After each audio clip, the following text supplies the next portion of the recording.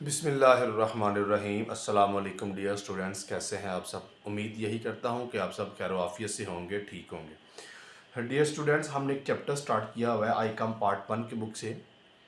इसको हम जर्नल भी कहते हैं और इसका जो दूसरा नाम है इसको हम the original book of entry भी कहते हैं। तो आम तौर पे ज़्यादातर जो वर्ड यूज़ किया जाता है वो इसके लिए जर्नल का वर्ड ही यूज है, जनरल जर्नल भी हम इसको कहते हैं। तो बेटा जिसके हमने 4 क्वेश्चंस को बड़ी डिटेल के साथ डिस्कस कर लिया है। आज के इस लेक्चर में क्वेश्चन नंबर 5, 6 ये दो क्वेश्चन हम लाजमी डिस्कस करेंगे और कोशिश करूँगा कि इसके साथ 7 वाला क्वेश्चन भी हम डिस्कस कर लें। चलिए हम अपना क्वेश्चन को स्टार्ट करते हैं। क्वेश्चन को स्टार्ट करने से पहले आप तमाम स्टूडेंट्स से गुजारिश है कि आपने इस वीडियो को लास्ट तक देखना है और कमेंट सेक्शन में अपनी राय का इजहार भी ज़रूर करना है। और जो स्टूडेंट्स इस चैनल के ऊपर न्यू है फ्यूचर स्कॉलर्स के ऊपर, वो बराए मेहरबानी इस चैनल को सब्सक्राइब कर दे, बेल आइकन को प्रेस कर दे ताकि आने वाले हर न्यू लेक्चर का जो नोटिफिकेशन है वो आपको बर वक्त मिलता रहे।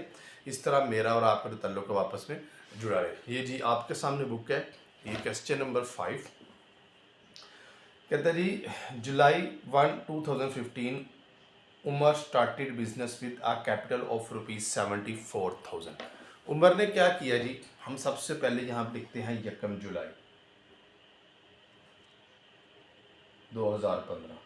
उमर ने क्या किया, उमर ने बिजनेस स्टार्ट किया है 74,000 रुपीज़ के साथ। तो हम सबको पता है जब हम बिज़नेस स्टार्ट करते हैं तो हमारे पास कैश में इजाफा होता है, तो कैश को हम डेबिट करते हैं और साथ हम कैपिटल में भी इजाफा करते हैं और कैपिटल अकाउंट को हम क्रेडिट करते हैं 74,000 के साथ। क्यों? क्योंकि बिज़नेस को स्टार्ट किया गया है कैश के साथ।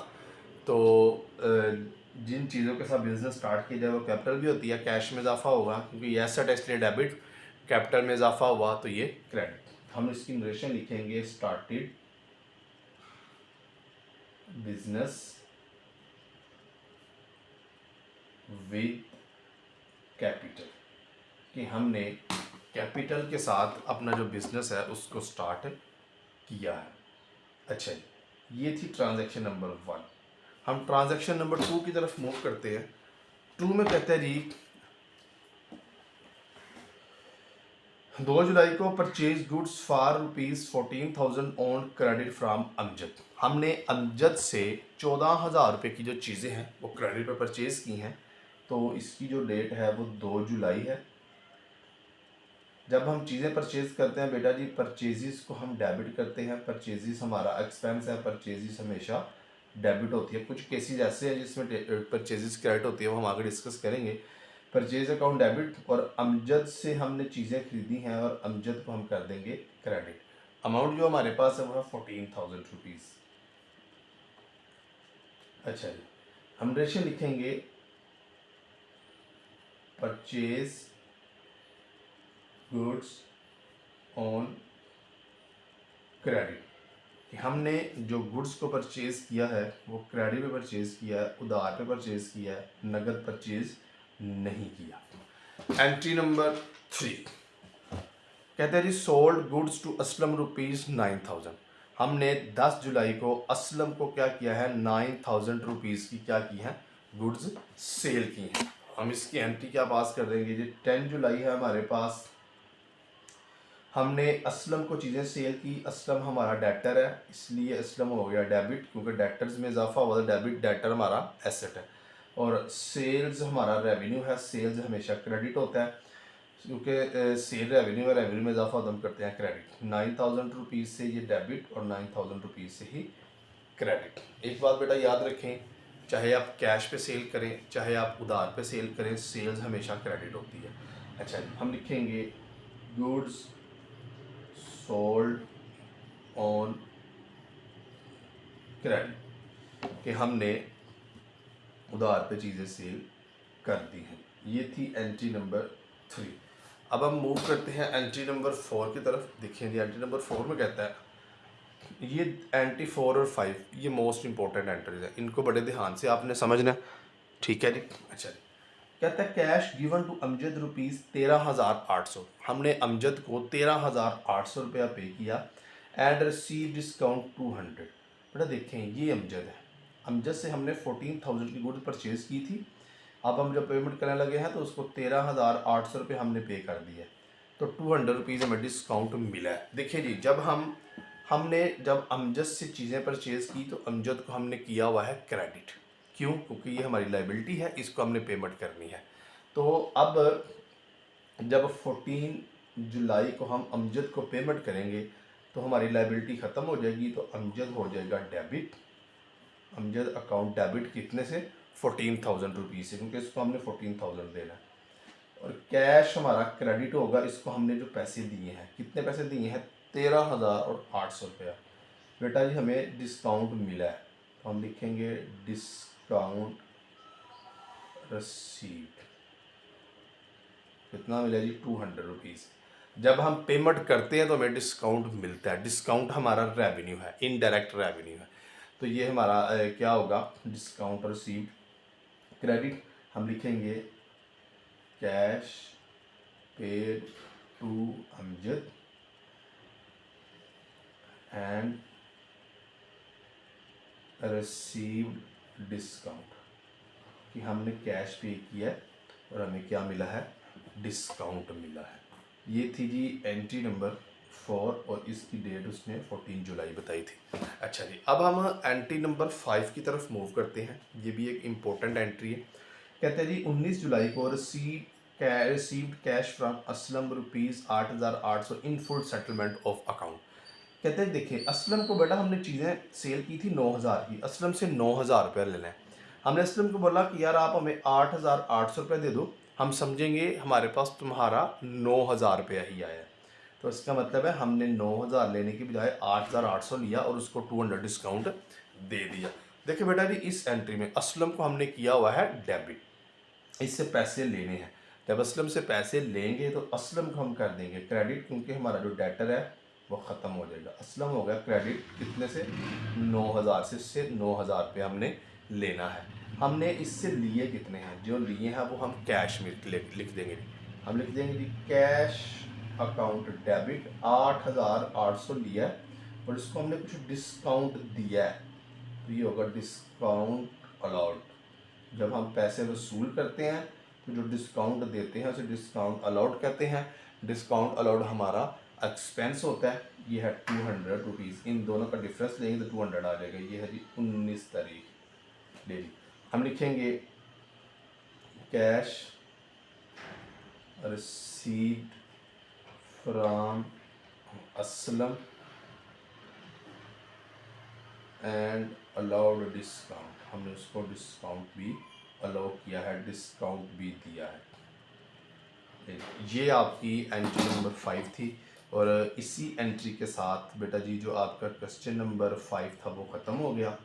अब हम जो क्वेश्चन स्टार्ट करने लगे हैं वो है क्वेश्चन नंबर 6। लें जी, हम यहाँ पे लिख लेते हैं अपना क्वेश्चन नंबर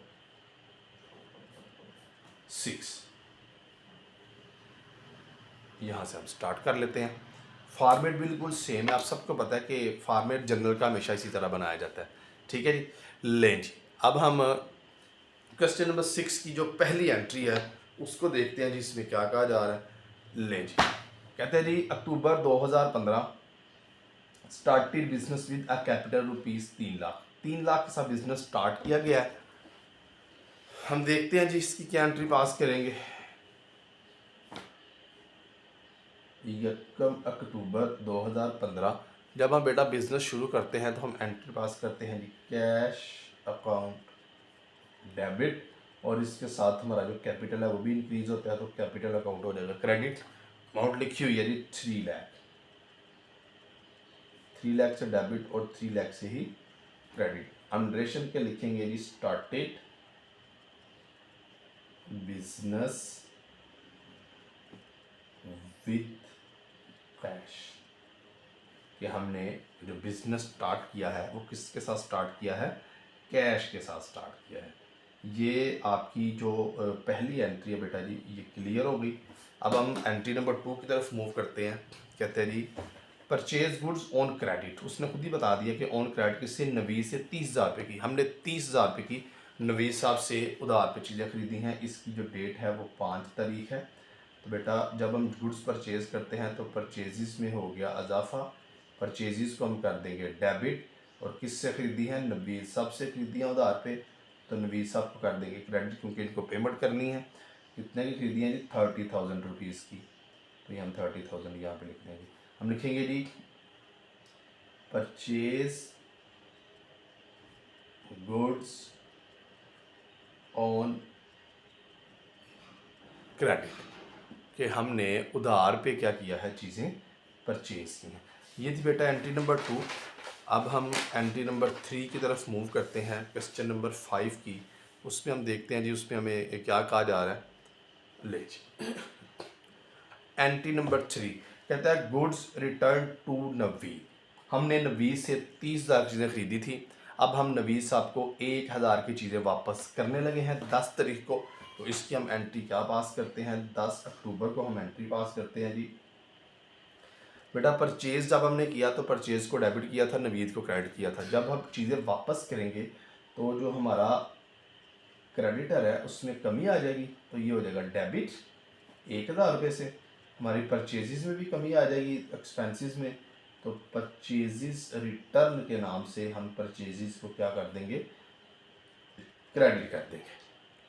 दूसरा हम लिखेंगे जी गुड्स रिटर्न फ्रॉम नवीद, के नवीद साहब को सॉरी फ्रॉम नवीद नहीं, टू नवीद, सॉरी हमने नवीद साहब को क्या किया है? हमने चीज़ें वापस भेज दी हैं, ख़रीदी हुई चीज़ें हमने वापस भेजी हैं। तो ये आपकी एंट्री नंबर 3 हो गई। अब हम एंट्री नंबर 4 की तरफ मूव करते हैं। एंट्री नंबर 4 में कहता है जी 15 अक्टूबर को withdrew cash for the payment of tuition fee of the owner children. Owner ने क्या किया? अपने बच्चों की फ़ीस अदा करने के लिए 1,000 रुपीज़ बिजनेस में से विड्रॉ किया। बेटा जी 15 अक्टूबर इसकी डेट है। आपको पता है जब हम पर्सनल यूज़ के लिए या घर के इस्तेमाल के लिए कोई चीज़ पैसे निकालें तो हमेशा ड्राइंग्स में इजाफा होता है। तो ड्राइंग्स हमारा वैसे इसकी नेचर तो जो वो एक्सपेंस टाइप ही है, मगर हम इसको ये कहते नहीं हैं, ठीक है। तो इसको जब वैसे मैं पढ़ाता हूँ तो मैं इसको as a 6 pillar of accounting ही पढ़ाता होता हूँ, क्योंकि ड्राइंग की नेचर वो एसेट और एक्सपेंस से मिलती जुलती है, ठीक है जी। तो ये इसको हम डेबिट कर देंगे कितने से? 1,000 रुपये से।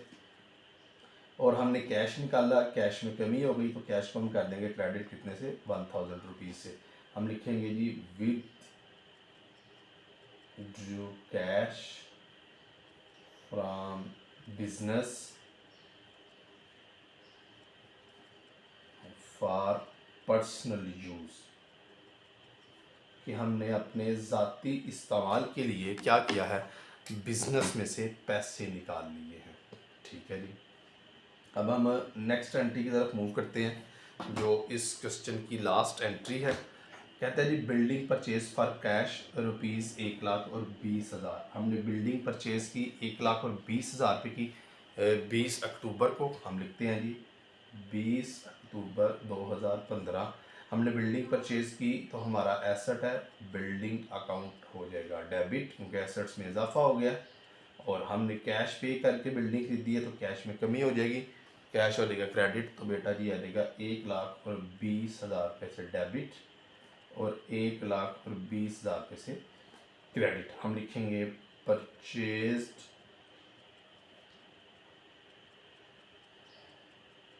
Building for cash. ले जी बेटा जी ये आपका क्वेश्चन नंबर 6 था, सॉरी, और ये 6 की लास्ट वाली एंट्री थी। उम्मीद करता हूँ कि आप तमाम स्टूडेंट्स को क्वेश्चन नंबर 5 एंड 6 की बड़े अच्छे से समझ आ गई होगी। बेटा किसी का भी कोई क्वेश्चन हो तो आप कमेंट सेक्शन में पूछ सकते हैं, इंशाल्लाह आपको वहाँ ही आंसर किया जाएगा, वहाँ समझा दिया जाएगा। और ये सवाल आपका पेपर में ज़रूर आना है जनरल में से, गुजरांवाला बोर्ड की अगर हम बात करें तो इसको आपने बड़े ध्यान से समझ लेना है। इंशाल्लाह एक नए लेक्चर के साथ मिलेंगे, तब तक अपना बहुत सा ख्याल रखिएगा, दुआ में याद रखिएगा। अल्लाह हामी नासर।